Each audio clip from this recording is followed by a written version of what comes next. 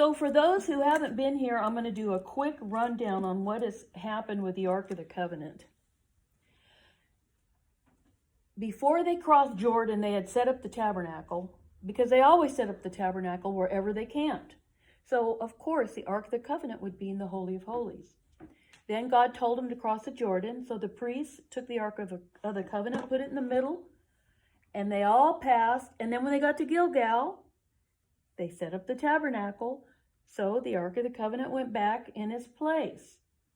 And so every day when they went around Jericho's, the circumference, it would go back into the tabernacle, into the Holy of Holies, because that's where it belonged.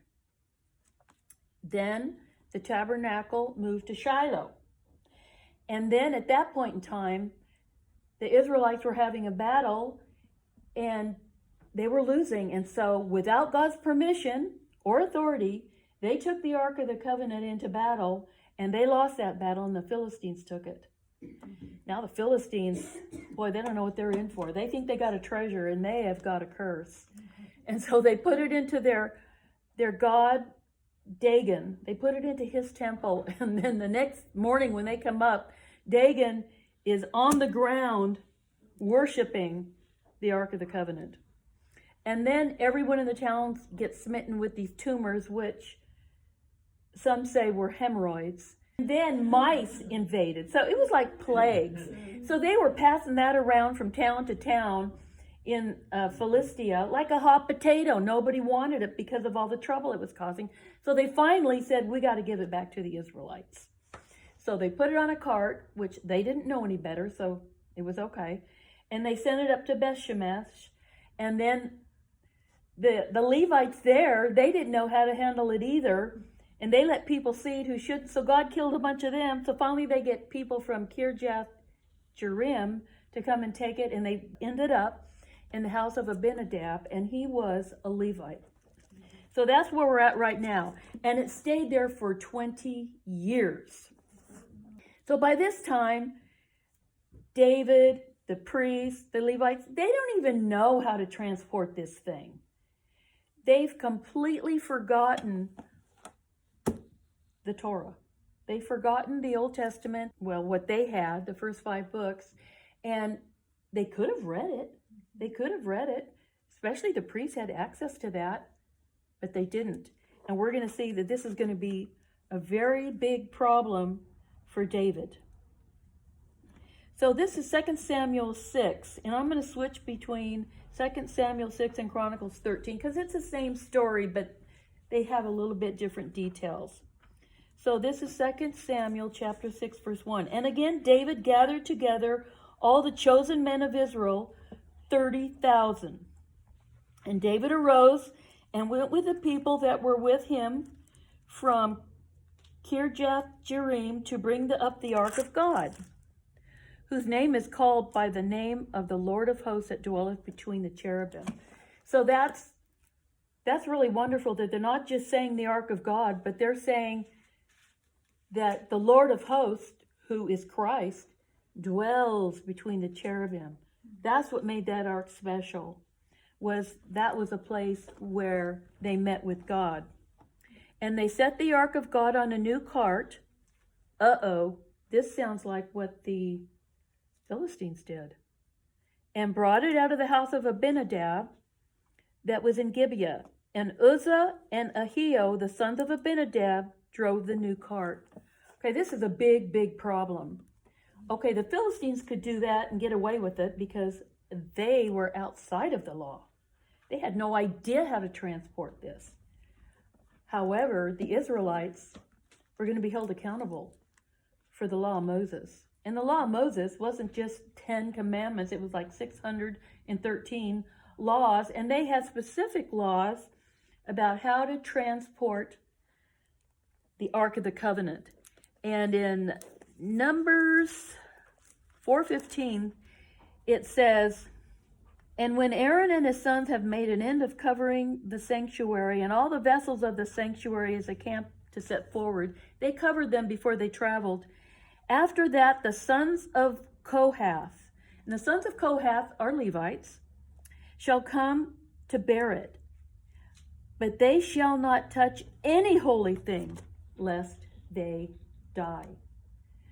And in Exodus 25, it tells them exactly how they're supposed to transport it.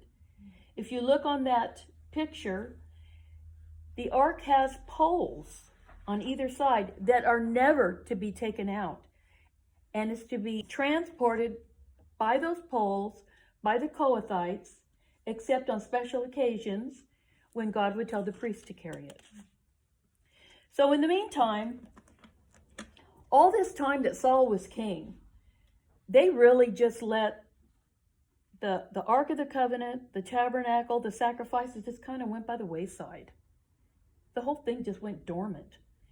But when Saul died and David became king, and then he conquered Jebus, which ends up becoming Jerusalem, which means the city of peace, or grounded in peace, or founded in peace. And then he also called it the city of David, because that was his name. And then it's also known as Zion, because there was a mountain there that the Jebusites used as a fortress, which they called Zion. And David continued to call that Zion. So David had a really good idea of bringing the Ark of the Covenant. He did. It was a good idea. It was something that should have been done. But you know, when you try to do something that's really a good thing, but you don't do it God's way, it can have serious consequences. He's doing the right thing the wrong way. And we're going to find out that this is multiplied as this story goes on. 2 Samuel 6:4. And they brought it out of the house of Abinadab, which was at Gibeah, accompanying the ark of God, and Ahio went before the ark. Now I'm going to go to Chronicles 13, verse 8. And David and all Israel played before God with all their might. What that means, played before God, it means they were dancing. They were jumping for joy. They were whirling around. They were excited that the ark was coming, but it was more than that. If you just think of the noise of all of this music, it says, with their singing. So they were singing songs, and with their harps. Of course, David was a famous harp player. He played his harp to calm down Saul and his demons. He came and played a harp for him. So with harps and with psalteries, that's like a lyre. It's an old-time instrument. And with timbrels, that's with tambourines. And with cymbals and with trumpets. So you think about, they're all excited and have all these instruments. This was a big group of people there. And playing, the trumpets, you got the brass, you've got the harps, and it was a big, huge occasion, a big, huge festival. And when they came unto the threshing floor of Chidon, Uzza put forth his hand to hold the ark, because the oxen stumbled. Okay, this is a big problem. First of all, it says the oxen stumbled, but it doesn't say the ark was falling off. It doesn't say that. But here's another person who had really good intentions, but he did it the wrong way. He didn't want the ark to fall, so preventing that, he thought, he put his hand to it. But I just read to you in Exodus that in Numbers, anyone who touched that would die. And this is what happens. Verse 10, and the anger of the Lord was kindled against Uzza, and he smote him. He killed him right there. Because he put his hand to the ark, and there he died. It's interesting how this is expressed. He died, everyone saw him, but it says there he died before God. This was an offense against God. And when you think about it, David was organizing this whole thing. And he never said to the priests, hey, consult the scriptures so we know how to do this. Never said anything. So he was at fault here too. He was the guy in charge.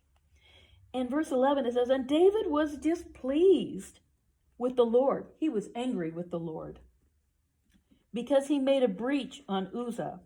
Wherever that place is called Perez Uzza, which it is to this day, and that means Perez Uzza means the place where the breach happened, where God broke out on Uzza. So they named that very place where he died. But after a little while, David changed his tune. I think God was upset with David. It's really funny that David was upset with God because God did what he was supposed to do, what he told them that they would do. But in verse 12 it says, and David was afraid of God that day, saying, how shall I bring the ark of God home to me? Meaning home to Jerusalem. So David brought not the ark home to himself, to the city of David, but carried it aside into the house of Obed-Edom the Gittite.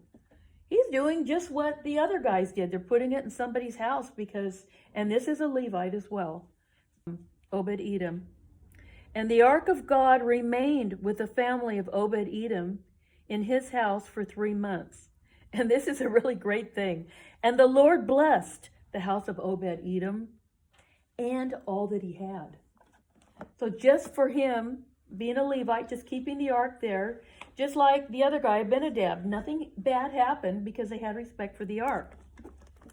But it's still not in his home yet. Chapter 15. And David made him houses in the city of David and prepared a place for the ark of God and pitched for it a tent. The tent is the tabernacle. So now he's getting with it. He has obviously gone back to the scriptures and realized the way it needs to be. And it's hard to believe that David couldn't know this, but he didn't. A lot of time had passed. So he built a tabernacle and made a holy of holies. So he's made a place for the ark. And verse 2, then David said, none ought to carry the ark of God but the Levites. Now he's doing the right thing, the right way. For them hath the Lord chosen to carry the ark of God and to minister unto him forever. Then in the next verses, David talks to all of the Levites. And in verse 11, David called for Zadok and Abiathar the priests, and for the Levites, for Uriel, Asaiah, Joel, Shemaiah, Eliel, and Aminadab, and said unto them, ye are the chief of the fathers of the Levites. Sanctify yourselves, both ye and your brethren, that ye may bring up the ark of the Lord God of Israel into the place that I have prepared for it.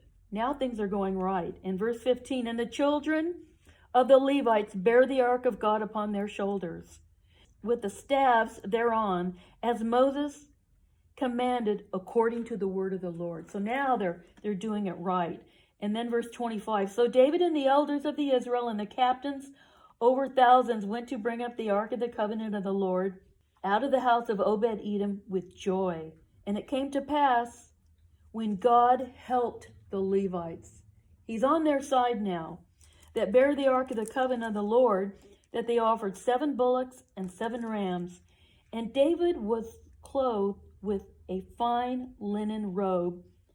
And all the Levites that bear the ark, and the singers, and Shenaniah, the master of the song, and the singers, David also had on an ephod of linen. This is like something that the priests wore, kind of an apron.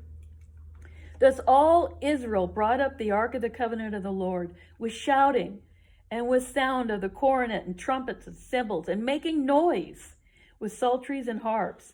These were noises of praise. And it came to pass as the ark of the covenant of the Lord came into the city of David, that Michal, the daughter of Saul, this was a wife that was given to David. The daughter of Saul, looking out a window, saw King David whirling about and playing, and she despised him in her heart. She didn't have the same joy for the Ark of the Covenant that David had.